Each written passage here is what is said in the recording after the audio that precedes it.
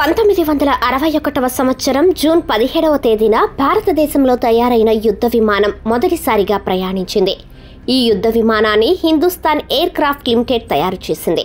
Hindustan air craft limited భారతదేశంలో స్వాతంత్ర్యం వచ్చినప్పటి నుండి విమానాలను తయారు చేస్తుంది.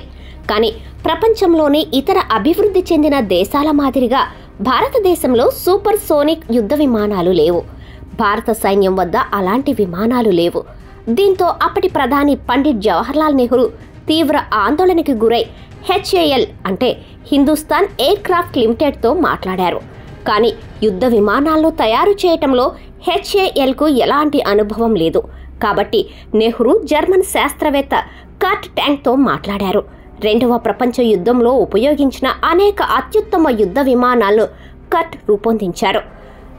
నెహ్రూ కోరిక మేరకు కర్ట్ 1956 ఆగస్టులో భారతదేశానికి వచ్చారు. HAL రూపకర్తల సహకారంతో యుద్ధ విమానాన్ని తయారు చేసేందుకు సన్నాహాలు ప్రారంభించారు. ఆ తర్వాత 2 ఏళ్ల పాటు యుద్ధ విమానాల తయారీ పని కొనసాగి చివరకు 1961లో భారత్లో తయారైన యుద్ధ విమానం ఎగిరింది. ఈ యుద్ధ విమానానికి HF-24 మారుత్ అని పేరు పెట్టారు.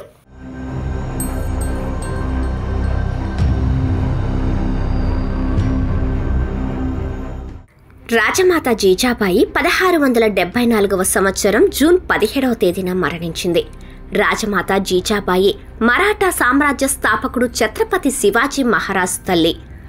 ఆమెను జీజాబాయి లేదా జీజామాత అని కూడా అంటారు.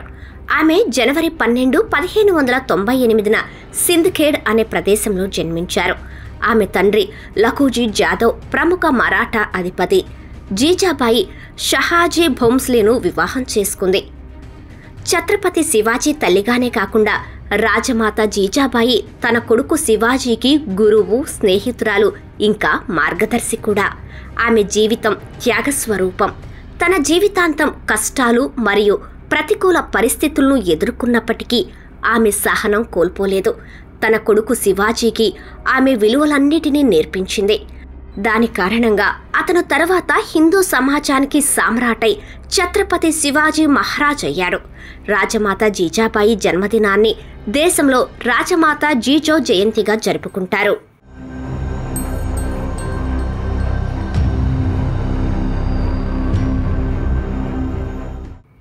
గోపబంధు దాస్ 1928వ సంవత్సరం జూన్ 17వ తేదీన మరణించారు. అతను ఒడిశాకు చెందిన సామాజిక కార్యకర్త, స్వాతంత్ర్య సమరయోధుడు మరియు సాహిత్యవేత్త. అతని ఉత్కళ మణి అని కూడా అంటారు. ఒడిశాలో జాతీయవాదం మరియు స్వాతంత్ర్య పోరాటం గురించి మాట్లాడేటప్పుడు ప్రజలు మొదట గోపబంధు దాస్ పేరును తలుచుకుంటారు. ఒడిశాలోని పూరి జిల్లాలో అక్టోబర్ 9, 1877వ సంవత్సరంలో జన్మించిన గోపబంధు దాస్ తన జీవితకాలంలో ఒడిశా భాష, సాహిత్యం మరియు సంస్కృతిని బలోపేతం చేయటంతో పాటు నిస్సహాయులకు సేవ చేయటానికి పాటుపడ్డారు. బ్రిటిష్ వారికి వ్యతిరేకంగా జరిగిన స్వాతంత్ర్య పోరాటంలో చురుగ్గా పాల్గొనటం వల్ల పలుమార్లు జైలుకు వెళ్లాల్సి వచ్చింది.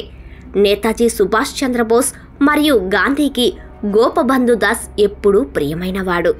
గోపబంధు 1922-24 కాలంలో దేశంలోని చారిత్రాత్మక హజారీబాగ్ జైల్లో బంధించబడ్డాడు.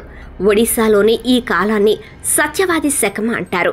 తన జీవితాన్ని, సంపదను ప్రజల సేవకు, స్వాతంత్ర్యానికి అంకితం చేసిన గోపబంధు దాస్ అనారోగ్యంతో జూన్ 17, 1928న తన 51వ ఏట మరణించారు.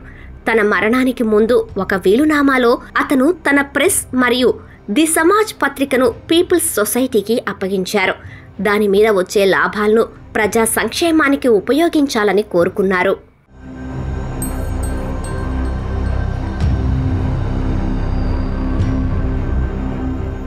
1885వ సంవత్సరం జూన్ 17వ తేదీన ఫ్రాన్స్ దేశం యునైటెడ్ స్టేట్స్ ఆఫ్ అమెరికా దేశానికి స్టాట్యూ ఆఫ్ లిబర్టీని సమర్పించింది. అదే రోజున ఈ విగ్రహం ఫ్రాన్స్ నుంచి అమెరికాకు చేరుకుంది. శిల్పి ఫెడరిక్ అగస్టే బాల్తోలిడ్ సహకారంతో ఫ్రెంచ్ శాస్త్రవేత్త ఎడ్వర్డ్ డి లాబౌలే ఈ విగ్రహాన్ని రూపొందించారు. దాని లోహ నిర్మాణాన్ని గుస్టావ్ ఈఫిల్లో నిర్మించారు. ఈ విగ్రహం న్యూయార్క్ నౌకాశ్రయంలో ఉంది.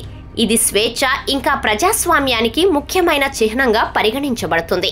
స్టాచ్యూ ఆఫ్ లిబర్టీ అనేది రోమన్ స్వేచ్ఛా దేవత అయిన లిబర్టీస్ను సూచించే స్త్రీ విగ్రహం. విగ్రహం కుడి చేతిలో టార్చ్, ఎడమ చేతిలో అమెరికా స్వాతంత్ర్య తేదీ రాసి ఉన్న పుస్తకం ఉంటాయి. అమెరికా స్వాతంత్ర్యం పొంది 100 ఏళ్లు పూర్తయిన సందర్భంగా ఫ్రాన్స్ ఈ విగ్రహాన్ని అమెరికాకు బహుమతిగా ఇచ్చింది.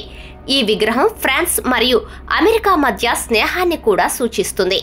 ఈ విగ్రహాన్ని 350 వేరువేరు భాగాలుగా విభజించిన తరువాత ఫ్రాన్స్ నుండి న్యూయార్క్కు తీసుకువచ్చారని, ఆపై దానిని న్యూయార్క్లో వాటిని విగ్రహంగా పేర్చారని చెబుతారు. ఈ విగ్రహం తయారీకి ఎంత ఖర్చైనా క్రౌడ్ ఫండింగ్ ద్వారా సేకరించారు. 200 టన్నుల కంటే ఎక్కువ బరువున్న ఈ విగ్రహాన్ని పెద్ద పెద్ద ఇనుప, రాగి పలకల్ని కలుపుతూ తయారు చేశారు. ఇది అధికారికంగా 28 అక్టోబర్ 1886న ఆవిష్కరించబడింది.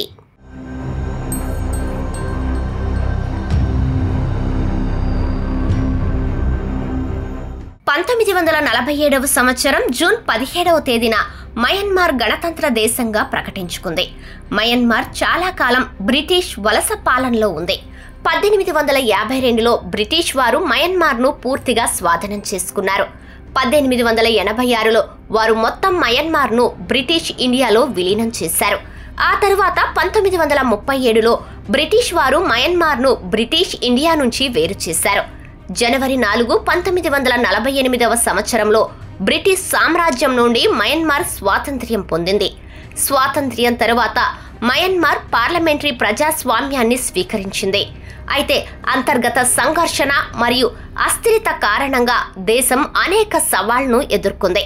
1962వ సంవత్సరంలో సైనిక తిరుగుబాటు ద్వారా అధికారాన్ని చేజిక్కించుకుని సైనిక పాలన ఏర్పాటైంది. 2015లో ఇక్కడ ఎన్నికలు జరిగాయి. అయితే సైనిక, పౌర ప్రభుత్వాల మధ్య వివాదం కారణంగా అస్థిరత ఏర్పడింది. 2021వ సంవత్సరంలో మయన్మార్లో మళ్లీ సైనిక తిరుగుబాటు జరిగి ప్రజాస్వామ్యబద్ధంగా ఎన్నికైన ప్రభుత్వం తొలగించబడింది.